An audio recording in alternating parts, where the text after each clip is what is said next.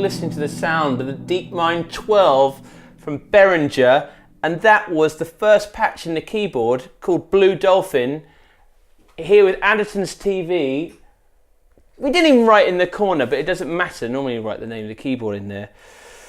This video is, we're very lucky to have one of these keyboards here with us today. They're quite rare beasts at the moment, and I wanted to try and get across in this video, like I do in most of my videos, what it's like for a layman or someone walking in the shop to, you know, first impressions of the keyboard. So we got it out of the box, we've turned it on. I know there's some really fab walkthroughs of, even before it came out, very detailed about the aspects of the synth. Like I often say, I'm pretty shallow, so I'm not going to go that deep. We're just going to talk about, maybe flick through some of the presets and how easy it is to fiddle with. But firstly, let's crack on with some sounds. So that was Blue Dolphin.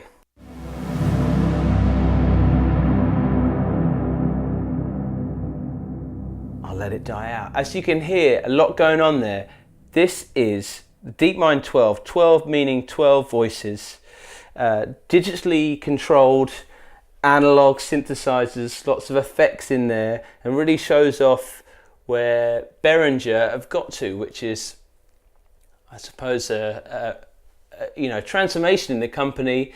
They've grown and taken on other brands like TC Electronic and Midas and Clark Technic, and the original chap, very passionate about synthesizers, and they've come out with this pretty astonishing bit of kit that is $999, so £999 as it stands at the moment. They're coming into Andertons in the next month, and as you heard in that patch there, I'll play it again. That's just a C major chord. So much going on there. So let's try break it down. What's in this beast? So if I had a little look, I think I can, yeah, that's the default program. So let's have a look and listen to some of the, like I do in most of my videos, just the core value of the sound. So 12 voices means we can play 12 notes at once. Hooray, because I think it's so much more expressive when you can play chords in a sea of like monosynths we got out. Here we go. So that's a C major, basic like that. On DCO1, we can turn off the oscillators. Let's listen to the first one. This is a saw wave. I'm going to change the envelope here. Now we're going to get very quickly into the fact that this screen may look, I can remember the head honcho at Andertons was, oh yeah, the screen, I don't know how you're going to get on with it. But sitting at it, very informative. I mean, look at that. What I'm changing is being very well documented here on screen. So we've got a nice square. I don't know if you can see that. Yeah, you're going to get that. Look at all that goodness going on. And that is showing me what the sound should be like. So it should be quite beefy. There we go. Quite a plain sound. If I can take that, put that back in. So that's listening to the first oscillator. And there's also a square wave which you can do the pulse width on. Look at that! It's even showing us the pulse width moving there. So lots of variations. We'll put those on together. If I take that release down.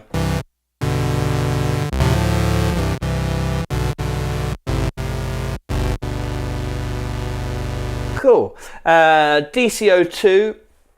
We can bring in, so that's the second oscillator. We bring that in using the level, I think. Whoosh.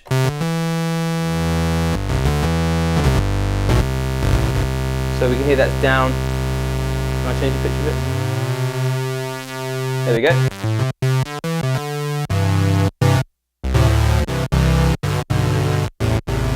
Cool. We're just hearing raw oscillators there, which, you know, it doesn't get you excited, you know, get a life. Slam the pitch down. Interesting bit, pitch mod here. Oh, more. So any C6 fans out there? C6 Steve?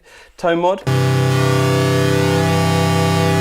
That looks like a very interesting variation on pulse width. You can see on the screen there, if I do it slowly, and I'll play it so you can hear it.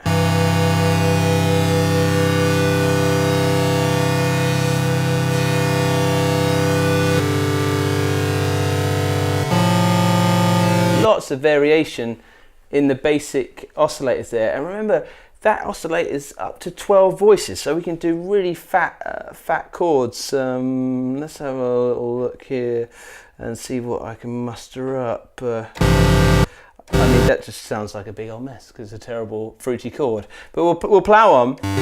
We've got noise in there as well. And yeah, look at that screen. All in there, so we can bring a bit of noise in. Here's everything kicking off at once.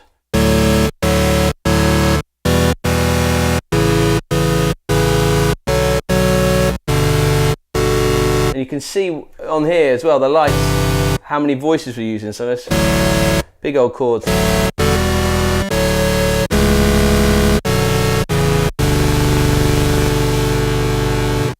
Okay, so that's the chorus tone of those oscillators. And we're going to filter it down. Let's listen to the filter for a second.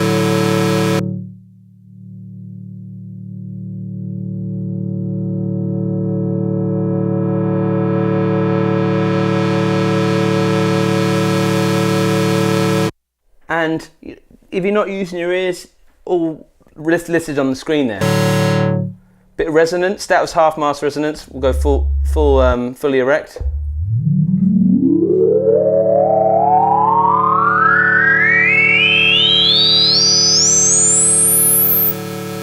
Climactically at the end. We can make that a 2-pole filter, so 2 different types of filter in there. Listen how that changes the characteristic.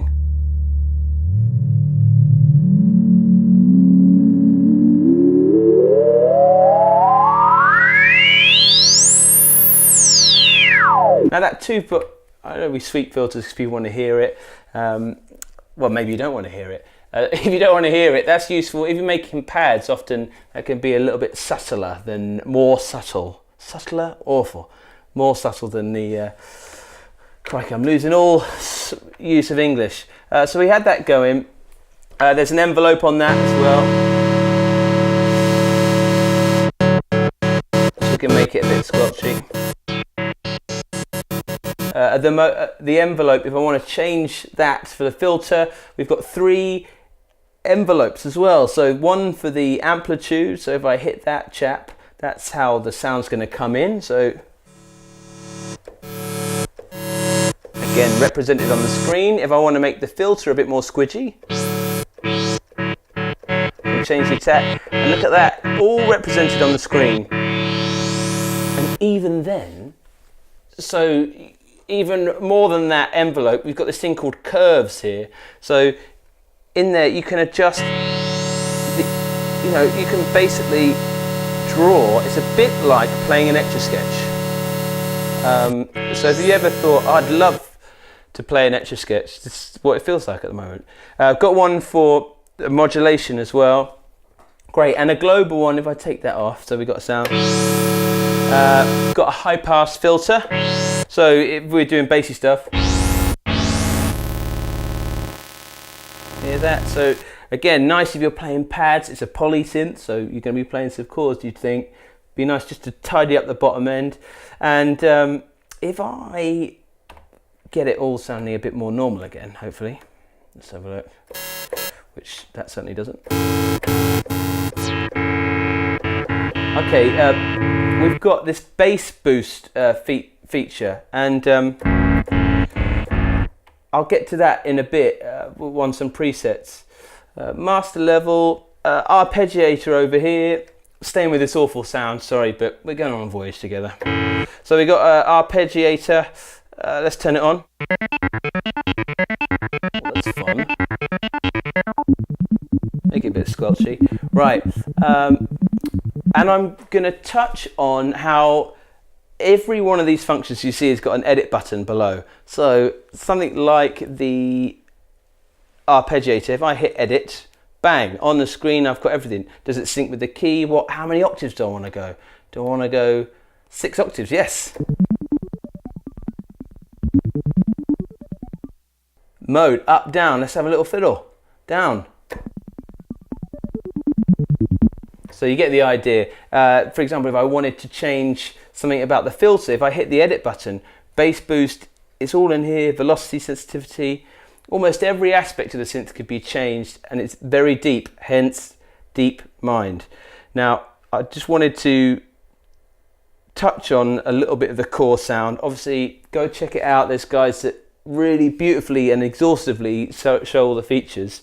I hope that touched on a little bit of what it sounds like if you strip it back. I'm going to flick to some presets and just generally talk about what I think of the sound and see if it gets me moist. I think the DeepMind deserves to be on the board, so it's on the board, all is right with the world, and we're going to start hacking through some of these presets. We heard the Blue Dolphin. We'll just do the first 5, shall we? We shall. First 5. We've done Blue Dolphin chord play.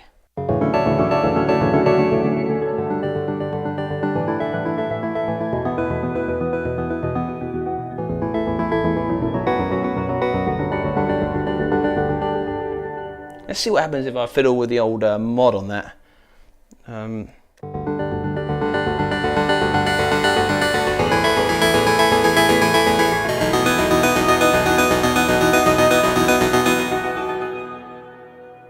a lot of stuff going on there.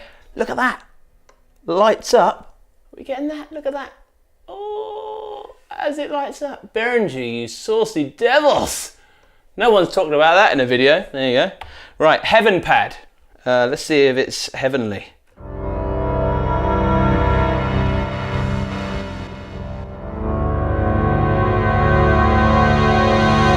Now, I'm gonna put this boost button on and see what that changes the sound like.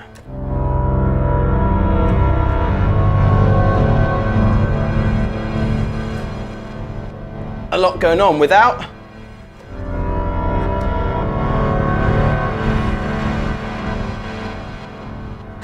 Do much, just let it go off on one. Incredibly rich sounds. I'm not sure what's going on. Maybe we'll pick one apart in a second.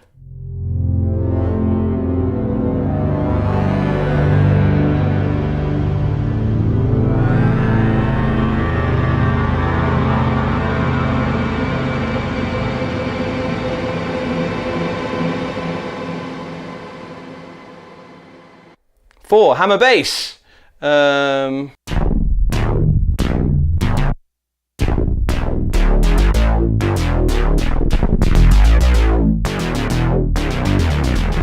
That's got that bass boost feature on.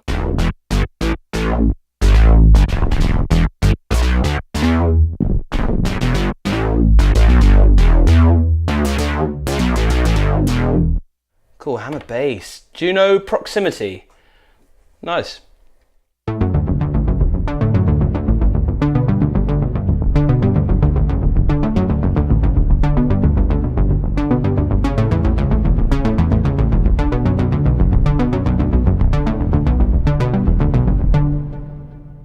Really cool patch. Let's see what if I fiddle with a mod wheel.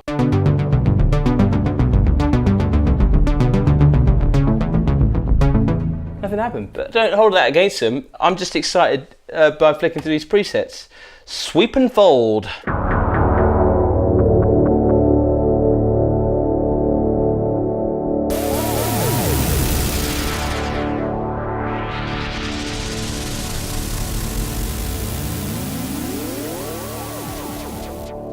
Wow. How do I stop it? There we go. Oh, crikey, what a sound. Let's get out of that and let's see if we can deconstruct it a little bit. Sweep and fold. So it comes up the preset, bit of information. I can see the envelope on there. There's an LFO assigned. Let's see if we can see some bits. So if you want to find out what's going on in the sound, if I hit edit, I can see, let's have a look on here, edit on the LFO, see what's going on. There's a triangle shape, it's on, square shape on there.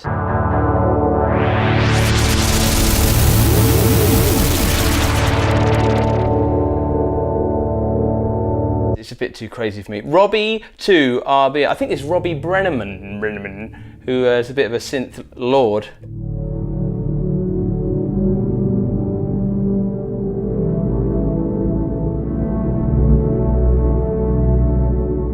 Now, if I hit this mod button, you can see the modulation matrix, and anything can be routed anywhere, such deep levels, and it can be negative or positive. Again, there's chaps that go through it, but quickly, if you're like me and want to come in the store and play through it, don't be scared of it. Flick through some presets and you can almost learn from it and see how it's constructed. So on here, we can see that the note number is modulating the source is modulating the LFO rate. So, and the envelope, the second envelope over here, is modulating the modulation 1 dep, and the note value. I mean, are you bored? I'm bored, but it doesn't matter. Let's get out of here and let's have another set. Outer rim job. Oh, no, sorry. Outer rim JD, sorry. Now there are, there are absolutely bucket loads. Even look, there's banks here. Oh, one called Keytar. Got to have that. Oh yeah. Let's see if we can get an effect on it. Effects. Let's go down. Rack amp.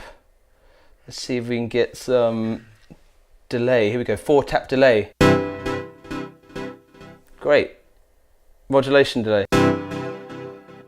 Chorus. See if I can crank that. Oh, I'm in the right. Okay, what an idiot. Chorus, and if I go over.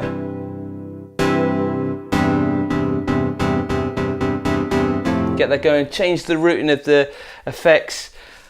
Crikey, it really is so deep that hopefully I've demonstrated by floundering around that there's a lot to learn by it. Maybe I'll get some time with it when we get them in stock, and I'll come back and do a proper run through on all the nitty gritty bits. But I wanted to say as well that maybe there was a stigma, or I had a little bit of a stigma about Behringer stuff, and like years ago, and I think they thoroughly dispelled that, and with products like the mixing desk that they make, the X32 range, and so on and so forth. And this synth for £1,000 is super desirable. I mean, and the way it feels so solid, very much of the ilk of some, things that are double the price, and has huge variety and potential for making sounds. I'm gonna stop waffling on, get out of here, get the program mode, and we're just gonna look for something that catches our eye. Hey, patch B12, it's called Big Muff. Let's check this shit.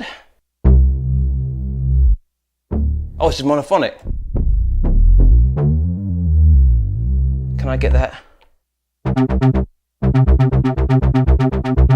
Cool, we've got that rocking.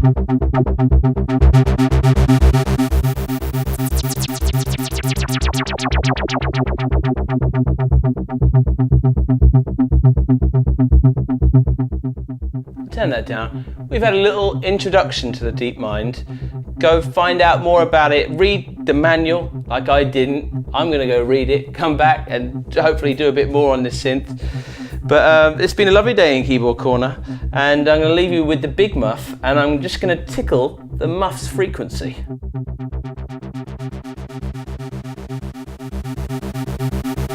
And leave you with that.